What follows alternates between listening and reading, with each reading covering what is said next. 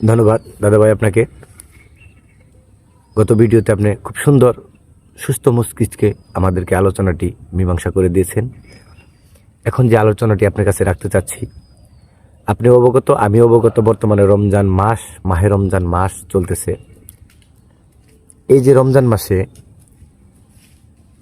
আমরা চাই যেন সাপও না মরে, লাঠিও না ভাঙে, দুটাই যেন ঠিক থাকে। এই বিষয়ে আপনার কাছে জানতে চাচ্ছি যে এই রমজান মাসে আমরা স্ত্রী সহবাস করার ক্ষেত্রে বিভিন্ন মতভেদের মানুষ বিভিন্নভাবে কনফিউশনে পড়ে আছে যে এই রমজান মাস রোজা থাকবো, সারাদিন শরীর ক্লান্ত, স্ত্রী সহবাস কিভাবে করি, মনেও তো চায়।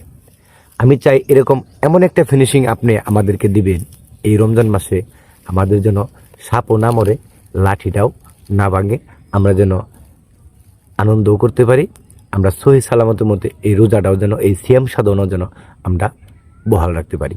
ধন্যবাদ আপনাকে। ধন্যবাদ আপনাকে।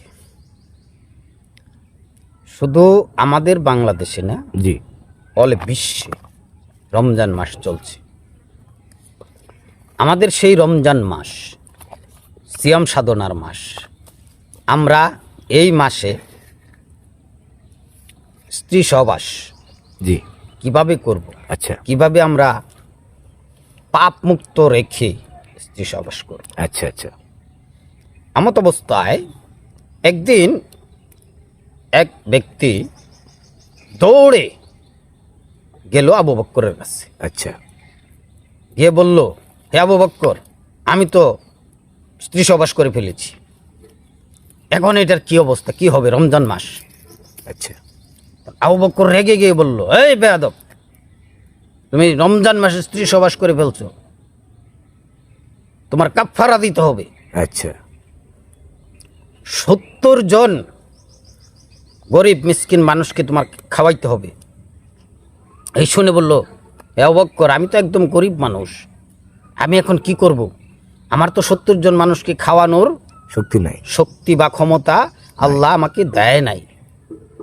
তখন কি করলো? তাকে ধরে নবীর খেদমতে নিয়ে গেল। আচ্ছা নবী করিম সাল্লাল্লাহু আলাইহি সাল্লামের কাছে যখন নিয়ে গেল, তখন নবী করিম সাল্লাল্লাহু আলাইহি সাল্লাম বলল, আচ্ছা তোমার ঘটনাটা খুলে বলো। আচ্ছা বলল, ইয়া রাসূলুল্লাহ সাল্লাল্লাহু আলাইহি সাল্লাম, আমি তো একটা ভুল করে ফেলেছি। কি ভুল? আমি তো, আমার অতিরিক্ত মনোবাসনা জেগেছিল, আমি টিকে থাকতে পারি নাই, আমি তো স্ত্রী সহবাস করে ফেলেছি। আচ্ছা এখন আমার কি করণীয়? তো আবু বকর তো এই কথা বলেছে। তখন নবী করিম সাল্লাল্লাহু আলাইহি সাল্লাম ওই ব্যক্তিকে বলেছে যে, শোনো, তুমি আগামী কালকে আবার আমার কাছে আসো, আমি আর একটা সমাধান অবশ্যই দিয়ে দেব। আচ্ছা সেই কথা শুনে সেই ব্যক্তি চলে গেল। পরের দিন আবার আসলো, নবীর খেদমতে এসে নবী করিম সাল্লাল্লাহু আলাইহি সাল্লামকে সালাম দিল, আসসালামু আলাইকুম ইয়া নবিয়্যু। নবী করিম সালাম ফিরিয়ে বললেন যে, তুমি বসো, এর সমাধান এসেছে। আচ্ছা তো নবী করিম সাল্লাল্লাহু আলাইহি সাল্লাম তখন তাকে যে কথাটা বলেছিল যে, তুমি যে কাজটা করেছো তাতে এটা একটা সময় নির্ধারণ রয়েছে, জি জি যে আল্লাহর পক্ষ থেকে এই বিষয়টা আমার কাছে এসেছে, যে এটার একটা সময় নির্ধারণ রয়েছে। সেই সময় মোতাবেক, সেই নিয়ম অনুযায়ী, সেই পন্থা অবলম্বন করি যদি তুমি তোমার স্ত্রীকে রাজি করিয়ে তুমি ওই সহবাসে যেতে পারো, তাহলে তোমার কোনো পাপ হবে না। আর যেহেতু তুমি ভুলবশত সেটা করে ফেলেছো, জি তোমার এই আবু বকর যে কথা বলেছে 70 জন মানুষকে তোমার খাওয়াতে হবে, হ্যাঁ। সেইটার প্রয়োজন নাই নাই। আচ্ছা তো সেই ক্ষেত্রে মানুষটা হাত ছেড়ে বাঁচলো যে, আল্লাহ আপনি আমাকে বাঁচিয়েছেন, আমার তো 70 জন মানুষ খাওয়ানোর ক্ষমতা নেই। তখন সেই ব্যক্তি বলল, ইয়া রাসূলুল্লাহ, আমি তাহলে কোন সময় কিভাবে স্ত্রীদের সাথে সহবাসে লিপ্ত হব? জি তখন নবী করিম সাল্লাল্লাহু আলাইহি সাল্লাম তার মাথায় হাত দিয়ে বলল যে, শুনো, সারাদিন যখন আমরা পানাহার থেকে বিরত থাকি আমাদের শরীরটা ক্লান্ত হয়, তারপর আমরা কিছু খাবার খাই, পুষ্টিকর খাবার খাওয়ার পরে এইটা বেড়ে যাওয়াই বা স্বাভাবিক ব্যাপার, জি স্বাভাবিক ব্যাপার। কিন্তু তোমাকে একটা সময় নির্ধারণ করে দিচ্ছি, আজকে তোমার মাধ্যমে প্রত্যেকজনের জন্য আমি সময়টা নির্ধারণ করে দিচ্ছি। যে সময়টা হবে যে তুমি আগে তোমার স্ত্রীর সাথে সম্পূর্ণ নমনীয়ভাবে কথাবার্তা বলে তাকে রাজি করিয়ে তারপর তুমি ওই সময়টাকে নির্ধারণ করবে।